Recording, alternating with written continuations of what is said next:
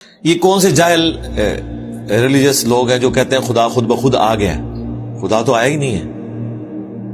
کبھی کوئی ایسا وقت ہی نہیں تھا کہ خدا نہیں تھا. خدا آیا ہی نہیں ہے. خدا تو ہمیشہ سے ہے. تو یہ پہلے تو کنسپٹ کلیئر کریں. خدا آیا نہیں ہے, خدا ہمیشہ سے ہے.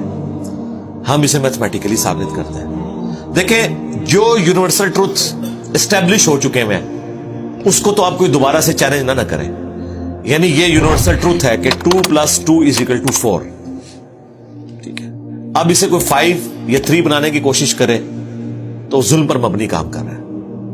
اب دوبارہ سے ویل بھی انوینٹ کر لیں تب بھی یہ میتھمیٹیکل ایکویشن تو اپنی جگہ رہے گی. بالکل اس طریقے سے یہ چیز اسٹیبلش ہو چکی ہے کہ کائنات پہلے نہیں تھی تو آئی ہے. آپ کو پتا ہے کچھ عرصہ یہ نظریہ رہا ہے 17ویں اور 18ویں صدی میں کہ یہ اسٹیڈی سٹیٹ کائنات ہے, ہمیشہ سے ایسے ہی چل رہی ہے. لیکن یہ اب نظریہ اپنی موت مر گیا. ہم جس ایرا میں بیٹھے ہیں نا, یہ نظریہ ختم ہو چکا ہے. آج سے نہیں, بگ بینگ کے بعد سے, جب وہ ہبل نے وہ ٹیلیسکوپ کے ذریعے چیز دیکھی تھی 1920s میں. ہبل آپ کو پتا ہے بہت بڑا سائنٹسٹ تھا امریکہ میں. اس نے ٹیلیسکوپ کے ذریعے جب یہ سٹارز کی موومنٹ دیکھی, اس کے اوپر میری تفصیلی ویڈیو ہے, وہ ساری ویڈیوز ہیں. تو ہبل نے یہ دیکھا کہ کائنات میں جتنے بھی یہ اجرام فلکی ہیں, یعنی آسمان پہ جتنے آپ کو سیارے ستارے نظر آ رہے ہیں نا, ان میں ایک کامن چیز یہ ہے کہ سب ایک دوسرے سے دور جا رہے ہیں. اور اس کے لیے اس نے اسپیکٹرم جب ڈرا کیا, اسپیکٹرم جب گریجولی کسی چیز کا لائٹ کا اسپیکٹرم ریڈ کی طرف شفٹ ہو, اٹ مینس کہ وہ آپ سے دور جا رہی ہے. تو یہ چیز لاجیکل تھی کہ جب یہ دور جا رہی ہے تو اس کو ٹائم میں ریورس کیا جائے تو کسی ایک جگہ سے شروع ہوئی ہوگی. یعنی میں ہاتھ میں کچھ بالز پکڑوں اور انہیں یوں پھینکوں, سارے ایک دوسرے سے دور جائیں گے.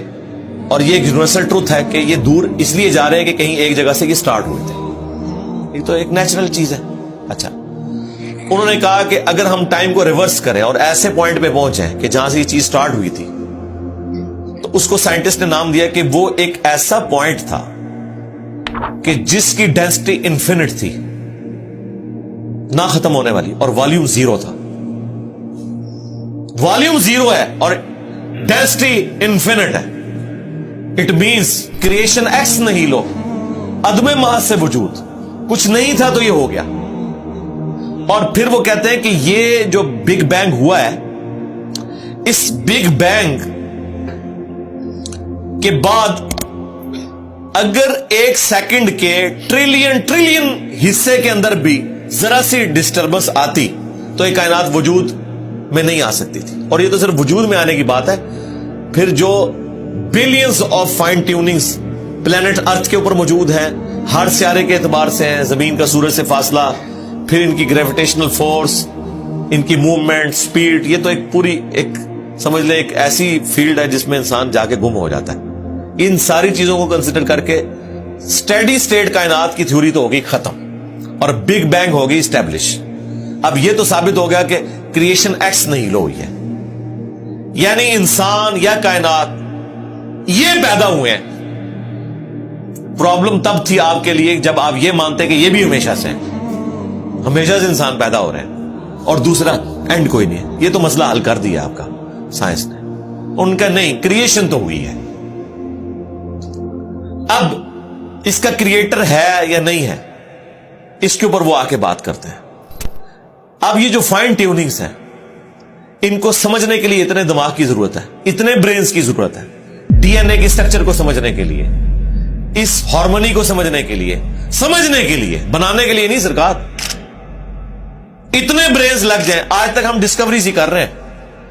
یہ جتنے ہم چیزیں دریافت کرتے ہیں نا, وہ ہم قانون قدرت دریافت کرتے ہیں. یعنی اگر ہم نے یہ چیز ایکسپلور کر لی ہے کہ سورج مشرق سے نکلتا ہے, مغرب میں غروب ہوتا ہے ود ریسپیکٹ ٹو زمین, ویسے تو غروب ہوتا ہی نہیں ہے نا, نکلتا ہے. تو یہ ایک فزیکل فینومینا ہے جو ہم نے ڈسکور کیا ہے. اس فینومینا نے سورج کو پیدا نہیں کیا. یہ کریٹر آف سن تو نہیں ہے, یہ اگر آپ کو پتا چل گیا. انڈے میں سے چوزا نکلتا ہے اور چوزا اتنے عرصے کے لیے انڈے کو آپ گرمائش میں رکھتے ہیں 22 دن کے لیے مرغی کے نیچے یا کسی مشین میں. تو اس انفارمیشن نے چوزے کو پیدا نہیں کیا, بلکہ یہ چوزے کے پیدا ہونے کے بارے میں انفارمیشن ہے. آپ اس کے اندر مزید چلے جائیں, جتنا ڈیپ ڈگ کرتے جائیں, الٹیمیٹلی آپ کی ایک انفارمیشن ایڈ ہوگی. یہ نہیں ہوگا کہ آپ کو یہ پتا چل جائے کہ اس نے پیدا کیا, وہ تو مرغی کو خود نہیں پتا جو پیدا کرنے والی ہے, کروکوڈائل کو, ایلیفینٹ کو یہ پتہ ہی نہیں میرے اندر کیا کیا کوالٹیز ہیں, جس کو یہ پتہ ہی نہیں میرے اندر کیا کوالٹیز ہیں, انسان کو نہیں پتا ابھی تک میرے اندر کیا کوالٹیز ہیں, یہ تو بھی سائنس تھوڑا بہت آپ کو ایکسپلور کر رہی ہے. تو کریٹر تو ہم ان کوالٹیز کے ہے ہی نہیں ہے. اور پھر پیچھے ایک برین اس اعتبار سے ہے کہ وہ ایک آرگنائز طریقے سے, اور یہ بھی چیز ڈیفینیٹلی فیزیبلٹی کے تحت آپ سمجھیں میتھمیٹکس میں اسٹیبلش ہو چکی ہے کہ یہ پورے ایک آرگنائز طریقے سے جو چیز چل رہی ہوتی ہے اس کے پیچھے ایک برین ضرور ہوتا ہے. برین کے بغیر یہ کوئی ڈیزائن کر نہیں سکتا. فزکس کا second law of thermo dynamics جو ہے کہ انٹروپی یا تو کانسٹنٹ رہتی ہے یا انکریز کرتی ہے, یعنی ڈس آرڈر. خدا نخواستہ یہاں پہ دھماکہ ہو جائے تو ہر چیز بکھر جائے گی.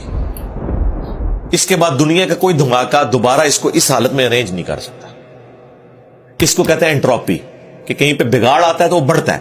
یہ ہو سکتا ہے کہ مزید آپ لوگ لائیں تو یہ بگاڑ اور بڑھتا جائے, یا جتنا ہے اتنا ہی رہے, واپس آرگنائز نہیں ہو سکتا جب تک کہ دوبارہ سے انٹروین کر کے آپ یہ کرنا. جس طرح وہ زیارت میں انہوں نے محمد علی جناح کے وہ سارے وہ میوزیم تباہ کر دیا تھا دہشت گردوں نے, تو دوبارہ سے انہوں نے بنایا, تو خود بخود تو نہیں بنا. دھماکے کے بعد تو سب کچھ خود بخود پھیل گیا تھا, لیکن دوبارہ اس جگہ پہ لانے کے لیے آپ کو بجٹ لگا ہے, برین لگا ہے, ایفرٹ پٹ کی ہیں, پھر جا کے وہ آرگنائز ہوا ہے. تو اس کا مطلب ہے آرڈر بنانے کے لیے برین چاہیے ہوتا ہے, ڈس آرڈر کے لیے کوئی مسئلہ نہیں, اور ڈس آرڈر کے بعد دوبارہ آرڈر بن جائے اس کے لیے برین چاہیے. سرکار یہ کون سا ڈس آرڈر ہے, یہ کون سا بگ بینگ ہے؟ چھوٹا سا دھماکہ آرگنائز نہیں کرتا, چیز کو بگاڑتا ہے, اور اتنا بڑا دھماکہ اتنا بڑا آرڈر لے آیا ہے کہ پلانٹ ارتھ کے اوپر 2 ملین سے زیادہ سپیشیز ہیں. ایک ایک سپیشی کے اوپر آپ زندگی گزارے, آپ صرف اس کی عادتیں ہی نہیں بتا سکتے کیا ہیں. یہ تو چھوڑ دیں کہ یہ بنی کیسی ہے.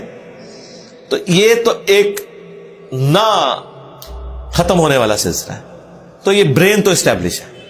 اب اگلا سٹیپ یہ ہے کہ یہ جو برین ہے, وہ رچرڈ ڈاکنز بھی کہتا ہے نا دا گاڈ ڈیلوژن میں, جب فریڈ ہائل کا جملہ اسے کوٹ کیا گیا نا, فریڈ ہائل ایک بہت بڑا سمجھے فلاسفر بھی تھا, سائنٹسٹ بھی تھا. اس نے کہا تھا کہ انسان کا بن جانا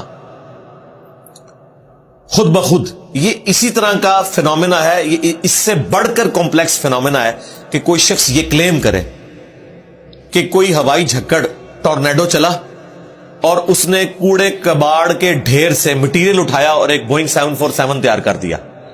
یہ دنیا کا کوئی پاگل بیوقوف آدمی بھی یہ بات نہیں مانے گا. اس کو چھوڑ دے, ایک بال پوائنٹ بننے کو کوئی نہیں مانے گا. تو اس نے کہا اس سے کمپلیکس چیز انسان ہے, اس کو تم یہ مانے ہو کہ خود بخود مان گئی ہے بغیر کسی برین کے. اچھا, تو اس کا جواب آپ کو پتا ہے رچرڈ ڈاکنز نے کیا دیا؟ اس نے ایک چیپٹر بنایا, اس کی ہیڈنگ رکھی دا الٹیمیٹ بوئنگ 747.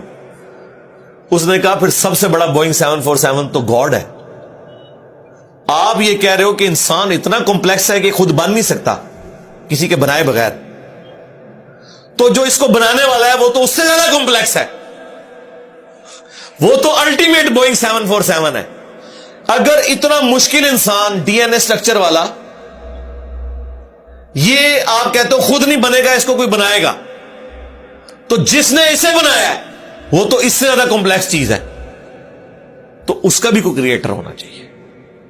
تو ہم نے کیا کہا تھا, رکو ذرا صبر کرو, for the sake of argument ہم تمہاری بات کے ساتھ ایگری کرتے ہیں, لیکن آگے چل. ہاں, وہ جو کریٹر ہے جس نے ہمارے کریٹر کو بنایا ہوگا تو یقیناً وہ ہمارے کریٹر سے بھی زیادہ کمپلیکس کریٹر ہوگا, تو پھر اس کا بھی کوئی کریٹر ہونا چاہیے. اب تو قیامت تک لگا رہا ہے, یہ ایکویشن کہیں ختم نہیں ہوگی تا وقت کہ کوئی ایک کریٹر ایسا ہو جسے کسی نے نہ بنایا ہو. تو وہی تو ہے لم یلد ولم یولد. سورہ اخلاص میں ہی تو ڈیفینیشن ہے, لم یلد ولم یولد. سرکار یہ آپ کو میتھ سمجھا سکتی ہے, یہ آپ کو فزکس سمجھا سکتی ہے. یہ کتنی بڑی ڈیفینیشن ہے. ہم نے بچپن میں ایسے ہی یاد کر لیا کہ نہ اس کا کوئی باپ ہے نہ کوئی بیٹا. نہ, یہ تو ہم